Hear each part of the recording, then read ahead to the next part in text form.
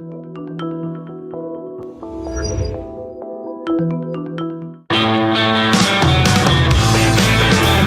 is the Gerry Callahan Show.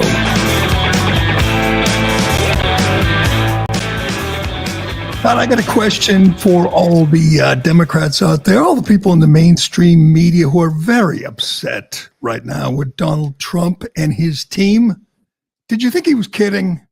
Did you think he didn't mean all those things he was saying on the campaign trail, all the things he said at Inauguration Day? Did you think he didn't mean it?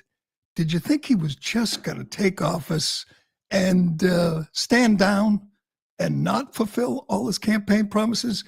So far, the 2 weeks, almost 2 weeks that Donald Trump has been in office, it's been nonstop action. It has been one thing after another. It's hard to keep up. As the Babylon Bee said, the media begs Trump to take a day off because they're exhausted. Well, I'm not exhausted. I am loving this. I've been waiting my whole life for this. A Republican, a conservative, takes office and does what he says he's going to do. It is so refreshing. It is so exhilarating. As Chuck Schumer says, I'm aroused. Yes, Schumer says people are aroused, and I believe they are. Trump supporters are aroused. It is hard to keep up with all the action he is taking, all the promises he is fulfilling, and they're losing their minds. They can't believe a president is actually doing what he said he was going to do. And I don't know even where to begin. It was a remarkable weekend, and we're just getting warmed up. He hasn't even got all his cabinet nominees confirmed. Hopefully that happens this week. But just a quick recap of the weekend. He sent his aide, Rick Grenell, to Venezuela. He came back with 6 American hostages. Did you hear about that?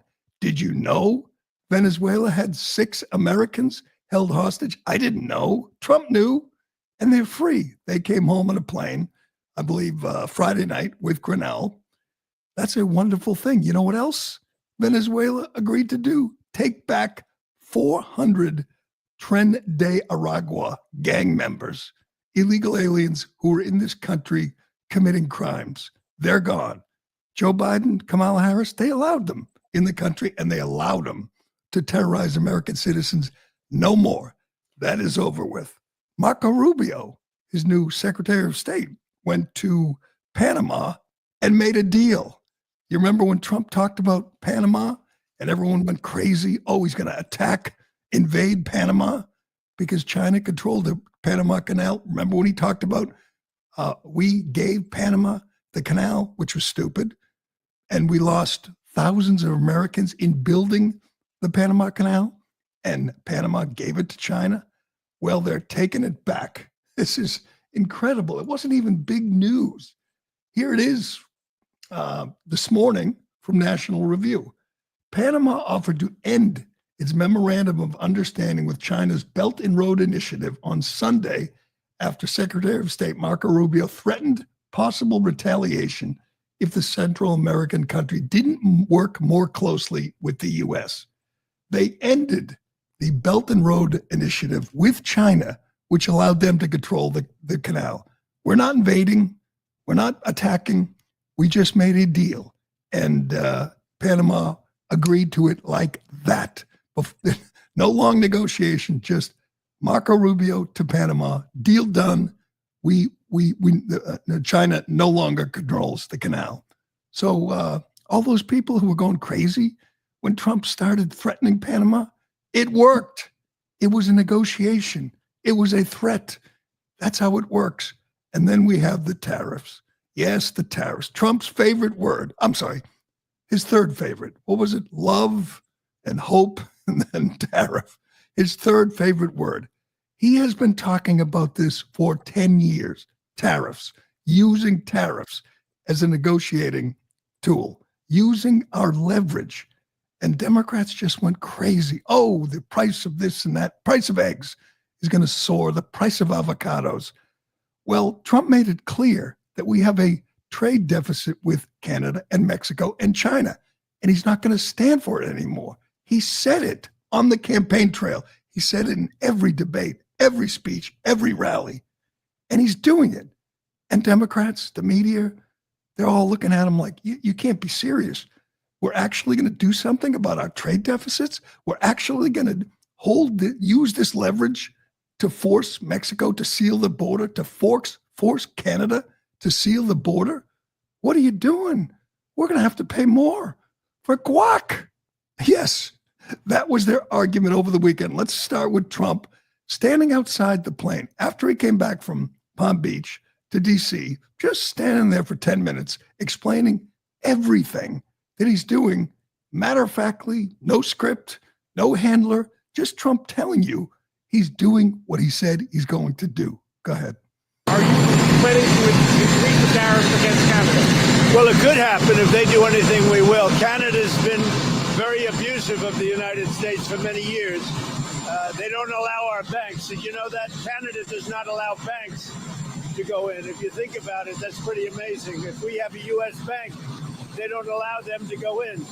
Canada's been very tough on oil, on energy. They don't allow our farm products in, essentially.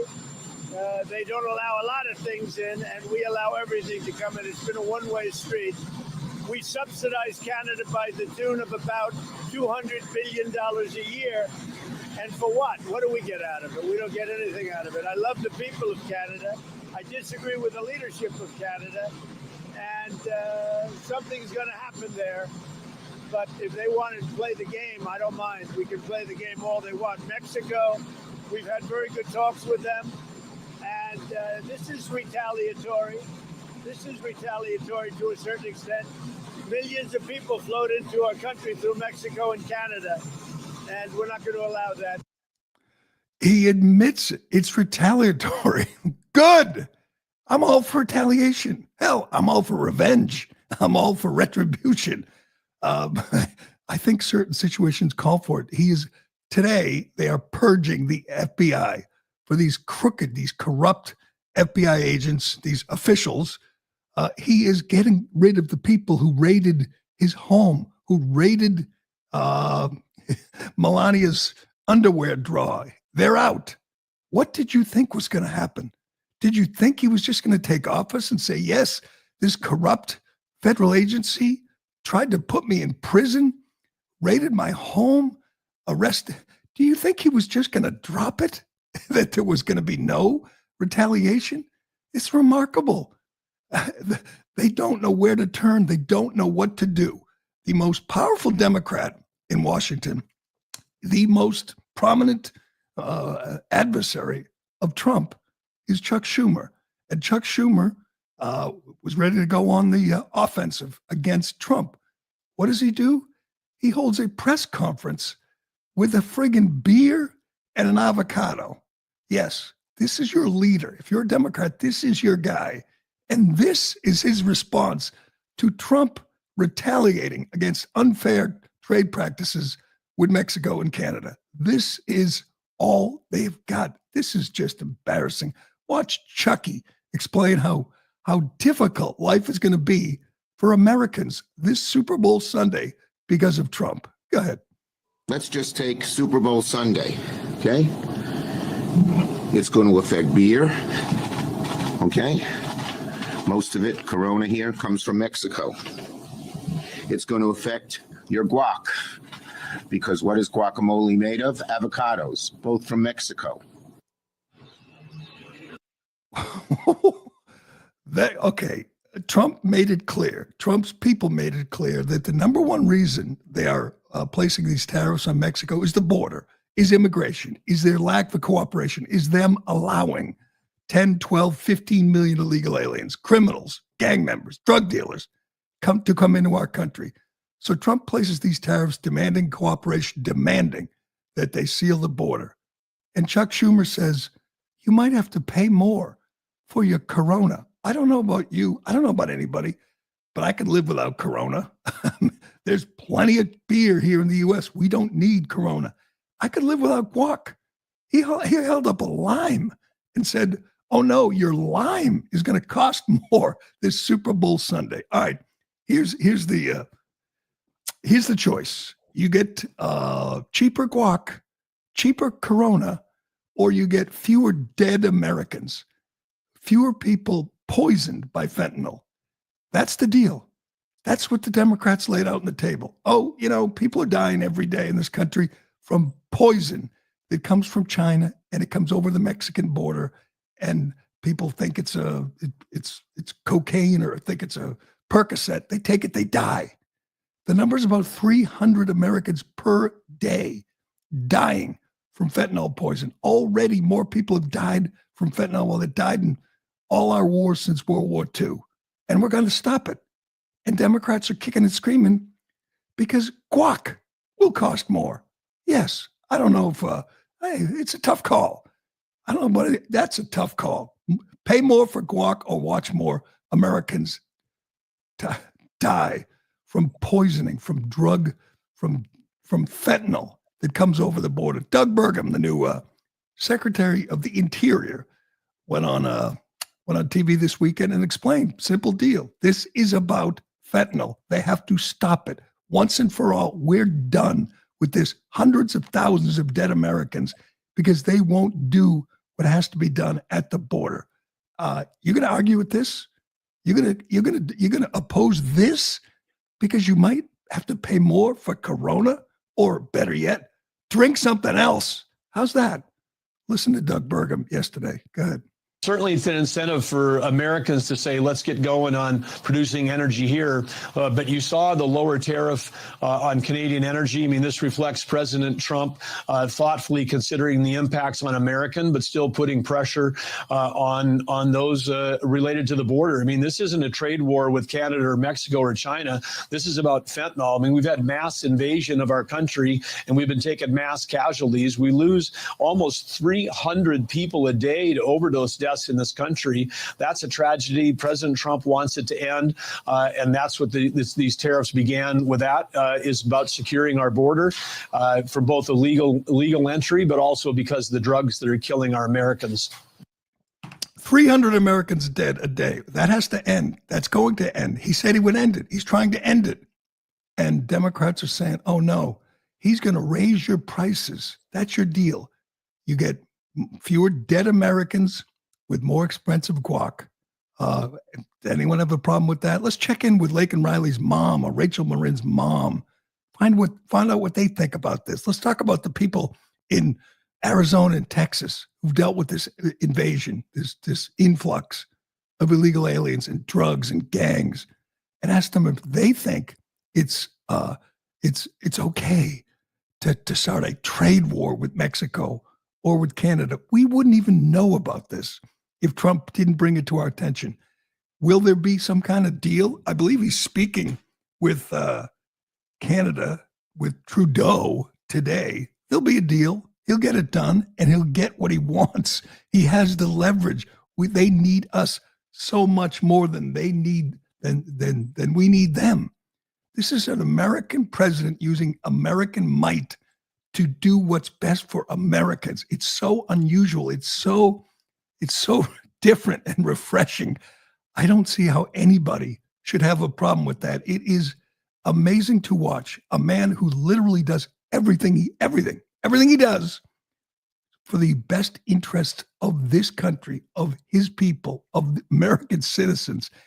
And not half, but millions of Americans are kicking and screaming and throwing tantrums because the man is doing what he can to better serve America. I've never seen this. Again, I've waited my whole life. I've seen lots of Republicans and Bushes and McCains and Romneys and none of them did this, took office with the soul, with focus of serving the country that they lead, of doing what's best for the United States. They're now, Elon Musk was working all weekend. Hell, he works all day, every day. As he points out, DOGE spends 120 hours, they work 120 hours a week. That's a lot. And he said their opponents work 40 hours a week. Advantage DOGE. And they are going to work, man. They are drilling down and cutting waste and stopping the insanity that we've spent billions on, including these NGOs. This is so great.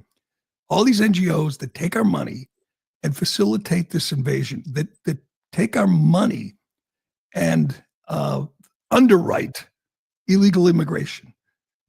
We talked about it last week. Paying money, you pay money, a portion of your paycheck goes to these NGOs, Catholic Charities, and others, and they spend the money to help illegal aliens come up the Darien Gap, up to the border, into the country. They pay for the buses, the food, the phones, the clothes, with the sole purpose of breaking our laws. And Trump and Musk said that's going to end. Who could have a problem with that? How could anyone have a problem with that? Can you get that protest up? So we now have protests against Tom Homan and ICE, cleaning up our cities, getting the worst of the worst, the criminals out of our country. Someone has to explain this to me. Here's a protest in Oxnard, California. They're waving Mexican flags and burning an American flag. These are people who are against enforcement of our immigration laws, and they wave the flag of the country they don't want to return to, the country they came from, the country they left, they fled. They come here, they know what Trump promised to do, they know what Trump's team is in the process of doing, and this is how they resist, burning our flag and waving their flag. Now, I'm not sure, I know this is California. I know in LA they had a big protest. The cops were ready to go. There's reports that the police are very frustrated because LA politicians ordered them to stand down and not arrest the people blocking the highway. It's the same people kicking and screaming because Trump pardoned, grandmas who walked peacefully through the Capitol, and did 2 or 3 years in prison for it.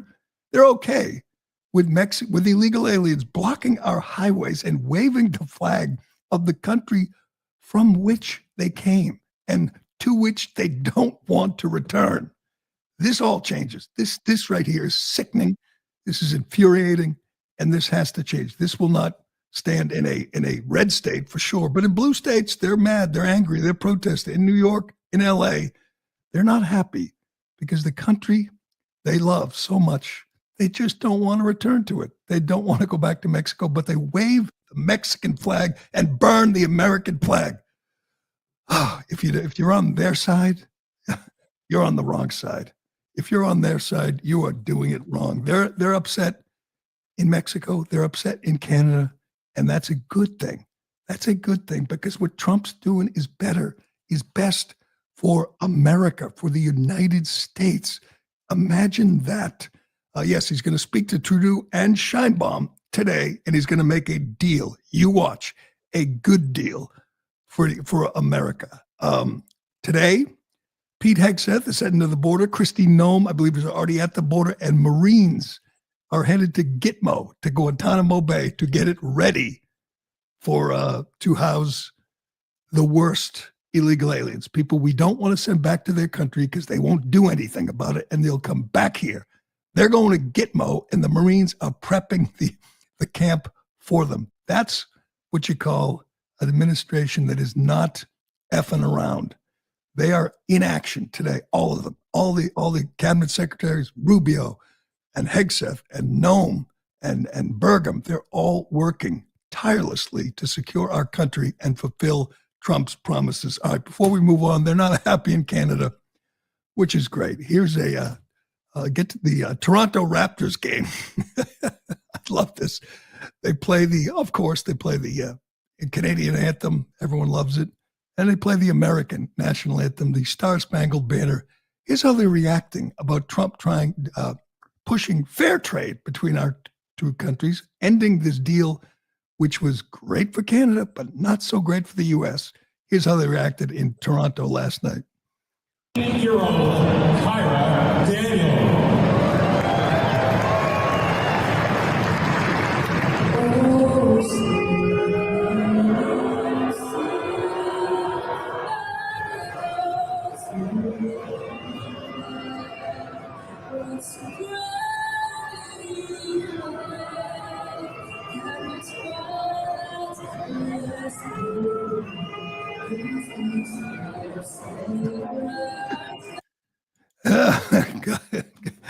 enjoy it, because here's what's going to happen. These tariffs, they're not going to.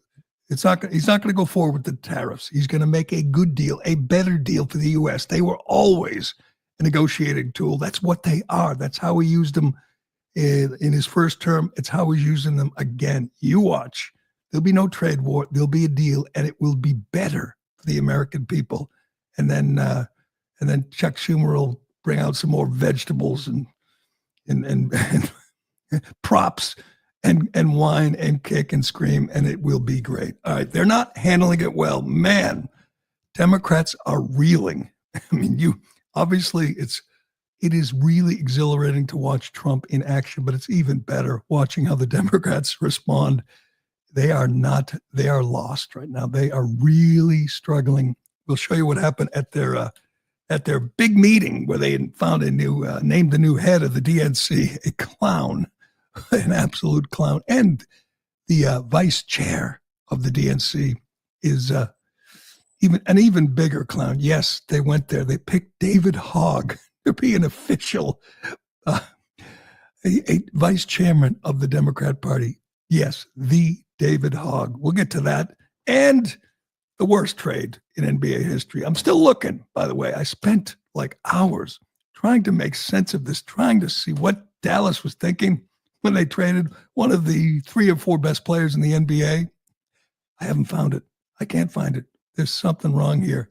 It just makes no sense, but we'll get to that and more. But first. Excuse me.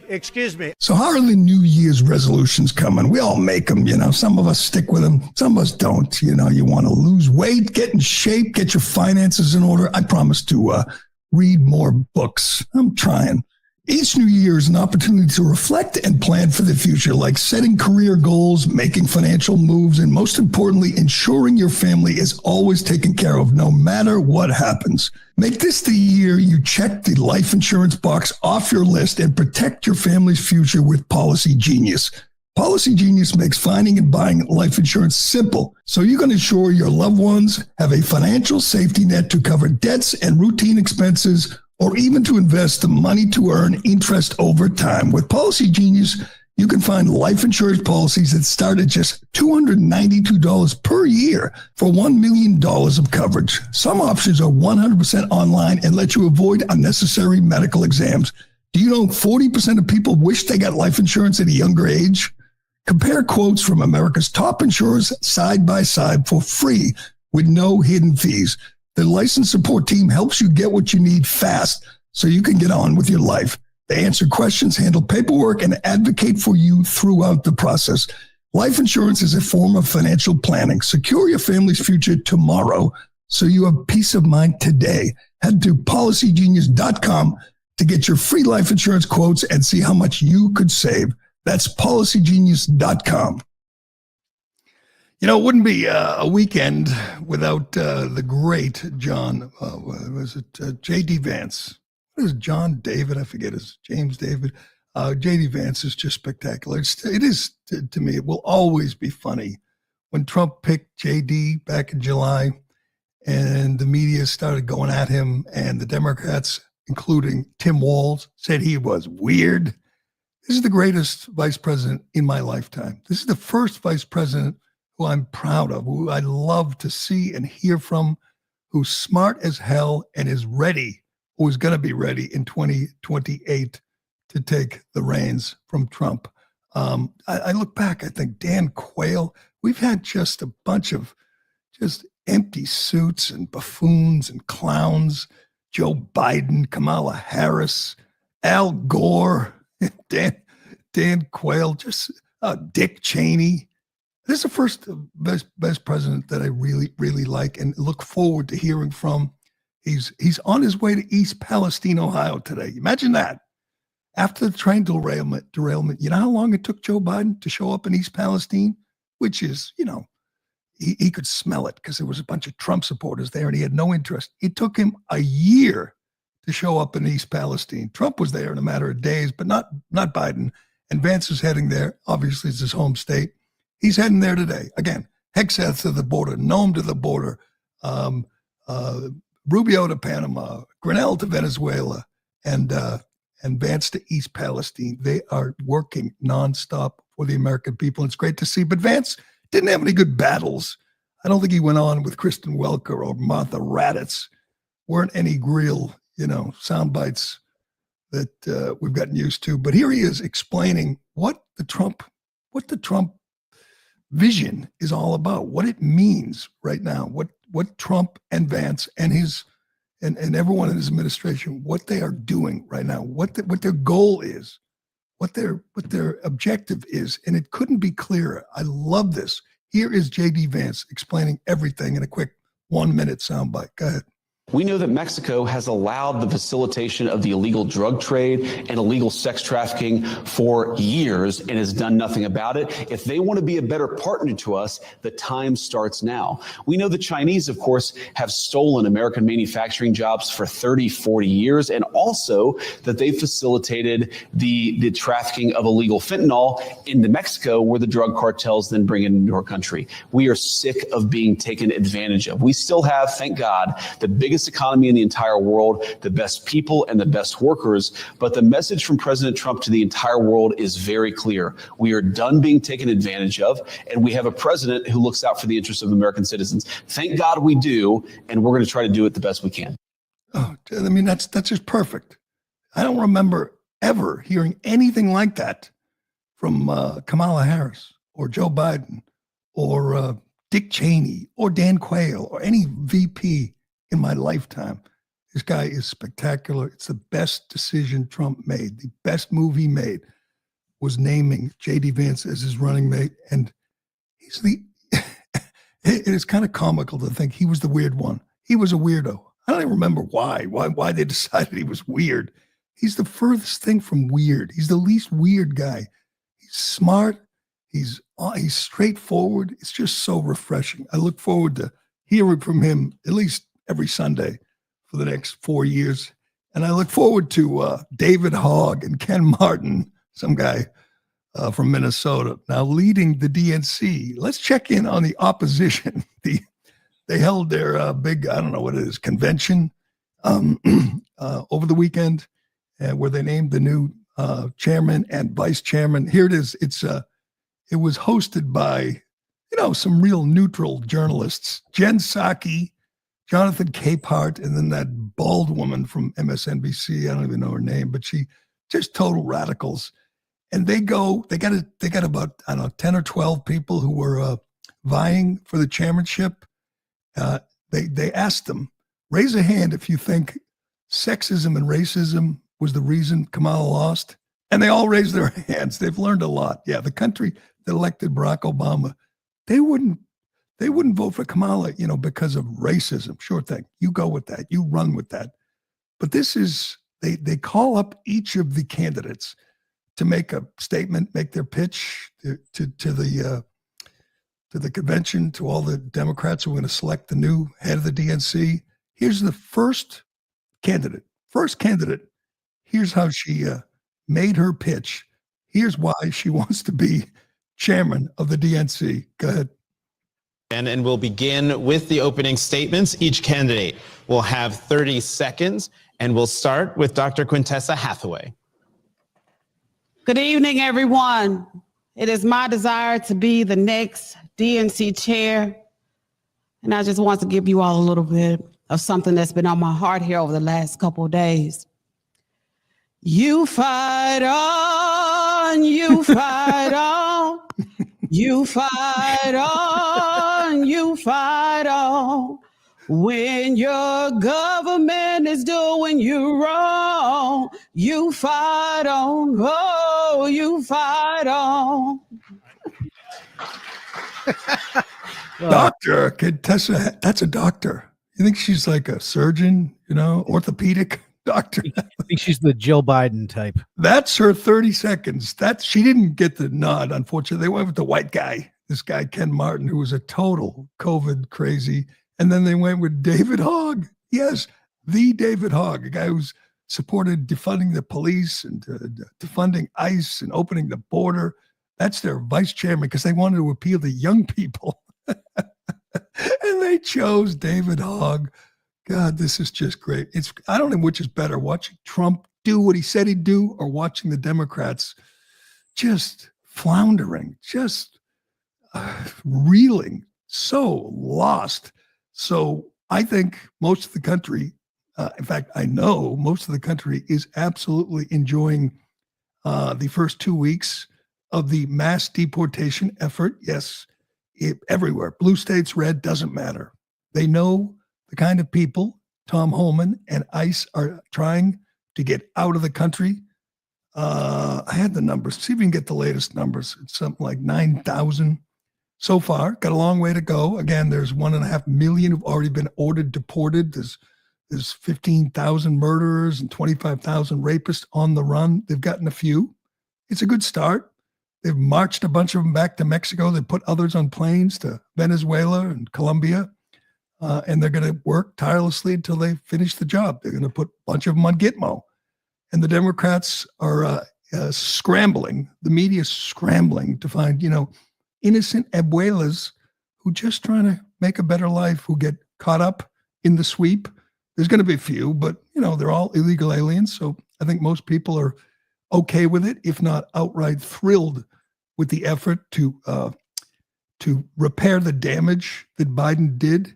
Well, one prominent Democrat, Phil Murphy, governor of New Jersey. New Jersey has a big problem. Most New Jersey residents are thrilled that the Trump administration is attempting to clean up their cities and get the gang members the hell out. But Democrats are digging in their heels. They are going to do their best. We've heard from J.B. Pritzker and Maura Healey and others who are ready to do battle with the federal government in effort to protect illegal alien criminals, rapists, murderers. That's what they're doing. That's the latest official position of the Democrats. But Phil Murphy took it a step further. Again, governor of a state, governor of New Jersey. And he explains he's taking a role here. He is going to hide in his home an illegal alien. And he's telling the world this. He's telling ICE, yeah, you want this illegal alien? Come and get her. Watch this report. It's incredible. Governor of New Jersey practically daring the agency to come to his own home. Democratic Governor Phil Murphy declared on Saturday that he and the First Lady are allowing someone pursuing legal status to stay at their home. The governor a little vague on this, but the bold admission came at an event during a broader discussion about the policies of the new Trump administration. Here is the governor. Listen. Tammy and I were talking about, I don't want to get into too much detail, but there's someone in our broader universe whose immigration status is not yet at the point that they are trying to get it to. And we said, you know what, let's have her live at our house above our garage. And good luck to the feds coming in to try to get her. Good luck to the feds. I mean, he's literally taunting the feds, saying he's hiding. Would she need to hide in his garage if she were legal?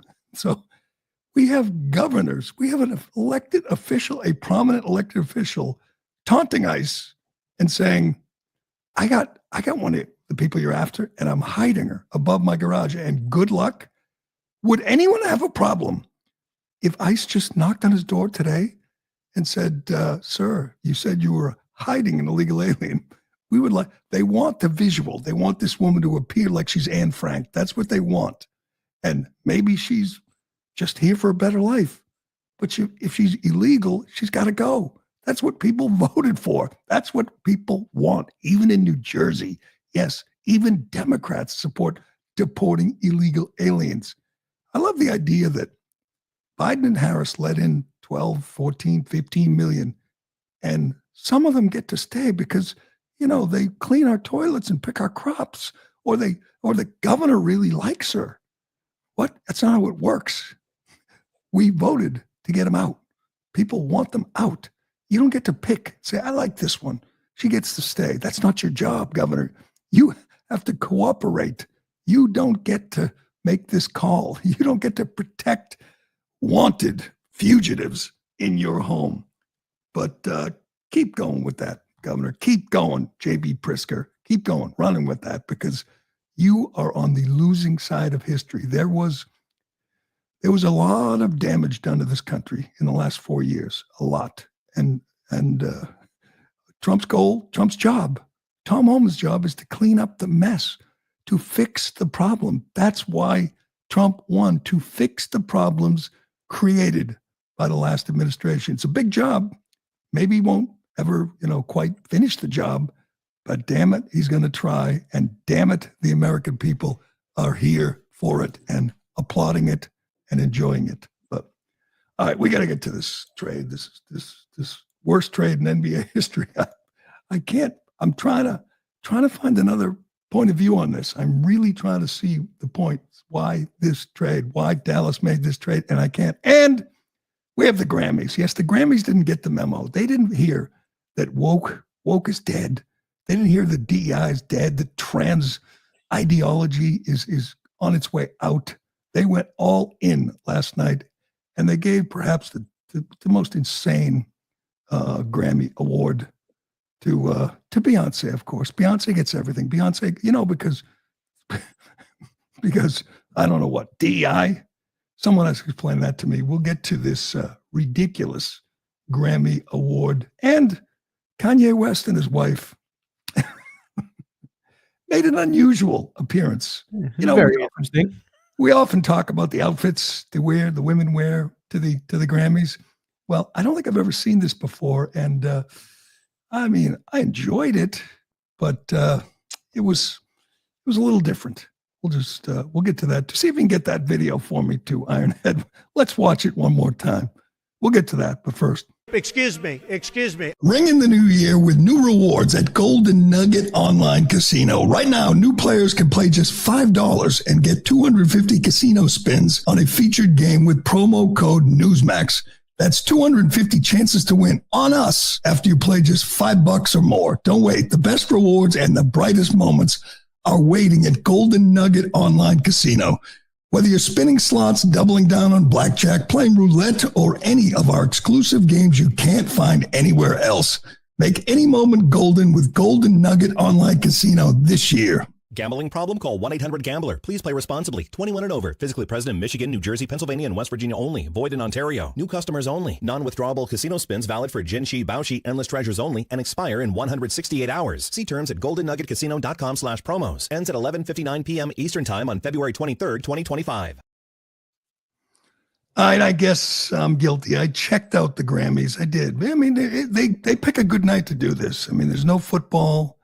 It's cold as hell, at least here in the Northeast, and you're trapped inside. And there was nothing else on, So I'm flipping around and I checked out the Grammys, and it was, again, they didn't get the memo. They went all in on DEI. Lady Gaga won something and just went off and said it was for trans people. That trans people are visible, and they talked about DEI and illegal aliens and protecting our immigrant community and all in on that. They had one guy, and he I don't know, he's like head of the academy, whatever they call the Grammy board, the Grammy committee.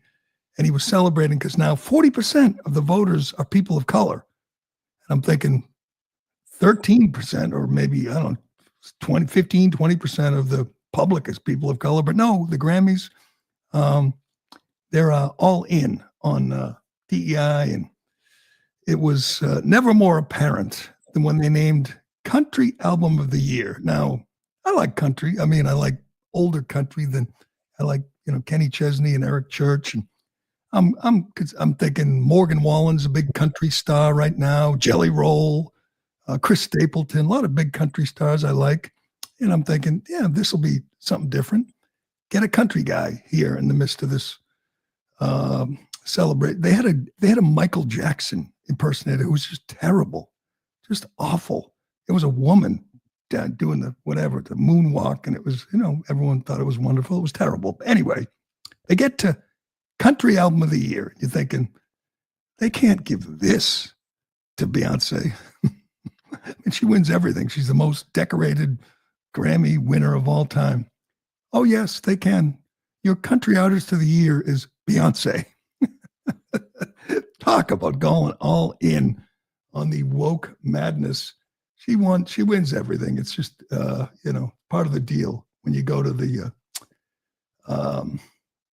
when you watch the Grammys. And she won Album of the Year for, what is it called? Country something. Cowboy Carter? Cowboy Carter, yes, Cowboy Carter. She won Country of the Year, and lots of people in the, she beat out Casey Musgrave, Lanny Wilson. I don't think Morgan Wallen or Eric Church was even nominated, but lots of country people are upset because this is appropriation. They're stealing our award, and she won everything. She's won like 1 million Grammys. She wins Best Country Artist. Is she really the best country artist? Beyonce? I mean, this would be like, this would be like Morgan Wallen winning Best rap hip hop artist. But that's the way their Grammys go now. So congratulations to Beyonce on taking the country award. Of course, she was overshadowed by Kanye's new wife. Can we show this? I cannot find an edited version. They have it blurred. They blur her private parts, but they show up. They got the cameras going. Everyone's there, for the red carpet to see what everyone's wearing. And Kanye's wife has a coat on, like a winter coat. And everyone's, in anticipation. They're excited. Let's see what she's wearing. Well, we got our answer. Nothing. She's wearing nothing. She literally takes her coat off and is naked. Just nothing. And I mean, there's a lot to be proud of for Kanye and his wife. But this was a little unusual, and I'm not sure what she was expecting, but they kicked her out. They kicked Kanye out of the... Well, it turns out he was never invited. Oh, really? He wasn't invited? No. Why not? Isn't he a big star? Shouldn't he be there? I don't know when the last time he put out music. He's usually just... So we're not going to show this video? I have a still image that I can show. I'm putting it up right now. Show the still image. It's blurred out, but I mean, look at that. She literally takes her coat off. She is a Kardashian lookalike too, isn't she? Yeah. Oh yeah. And she just takes her coat off and she's wearing nothing. And she turns around and shows everybody her whole outfit. And they show to the door. You can't do this. You can't. I mean, you can wear something provocative, but you got to wear something, lady.